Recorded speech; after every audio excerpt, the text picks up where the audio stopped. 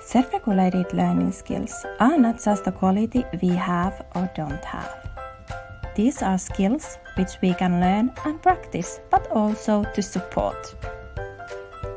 Especially young children who are just about to take in their first steps in their school careers need help to regulate their learning activities. However, it is good to remember that the need for support never fully ends. We need to support these skills in many levels in our society, from the daycare contexts to schools and again to working life as well. But what needs to be taken account to support self-regulated learning? Self-regulated learning is a complex process, and for that reason, there is also different things that are good to be aware of when planning to support someone's self-regulated learning skills. Let me tell more about the basics. First, be a self-regulated learner by yourself. Think about situation where you need to teach someone to read. Would that be possible if you don't know how it can be done? How would you instruct and support other person in this situation, and what would be the result? I would guess that this would be a very difficult job for you without the reading skills. So, to support other self-regulated learning skills requires that you are familiar with the concept of self-regulated learning, but also know how these skills can be applied in practice.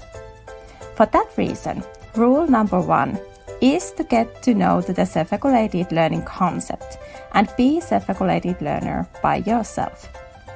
This is also the key for supporting your students' self-regulated learning.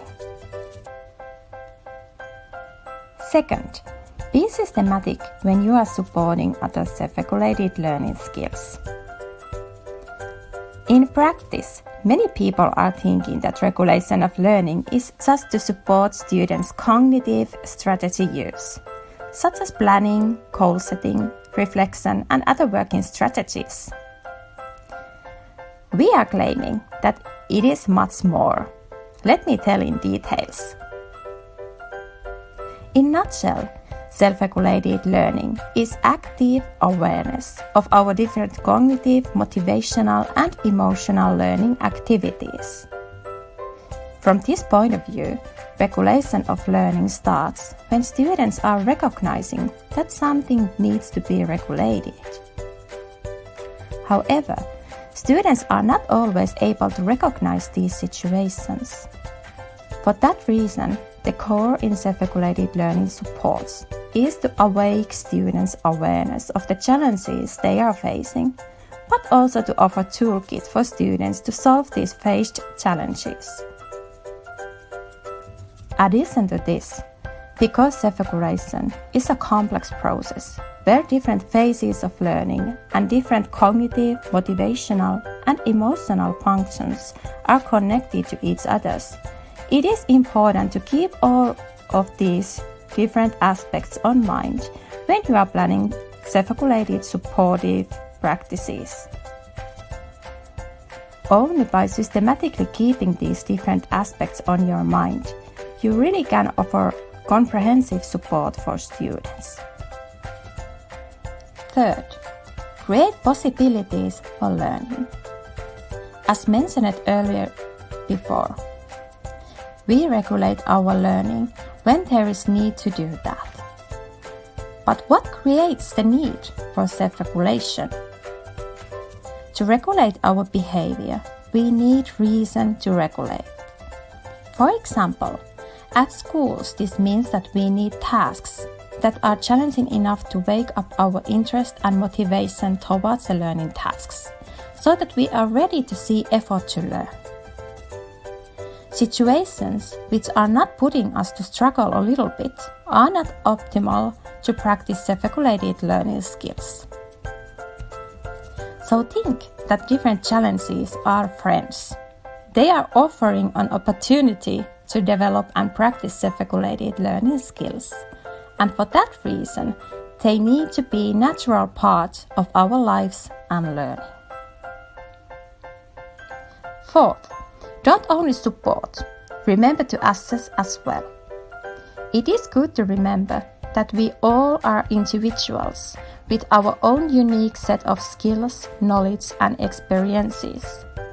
For that reason, it is good to put effort to solve what type of self-regulated learner person who needs your support is, what challenges he or she usually have, and what strategies he or she is using or not using. By assessing students' self-regulated learning skills, we are getting to know what type of learners they are, how they are regulating their learning activities, and what support they especially need in that current moment. Systematically assessing students' learning skills, you are also getting evidence how their skills are developing. For example, they are showing how the ways you are using to support their learning are working in practice.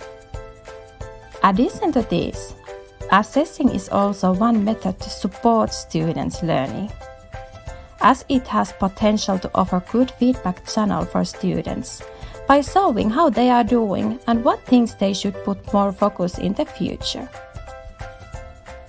In other words, assessing students' self-regulated learning skills is offering important knowledge that you need to support students' learning in practice. And to conclude, it is good to keep in mind that your active and systematic behavior is in key role when planning self-regulated learning support for practice. When you are active, inspirational, and ready to do your best to help your students, you are offering good learning environment and opportunity for students to practice and learn these skills in supportive and safe environment. This, if anything, is the best thing you can offer your students for future. Do you want to learn more?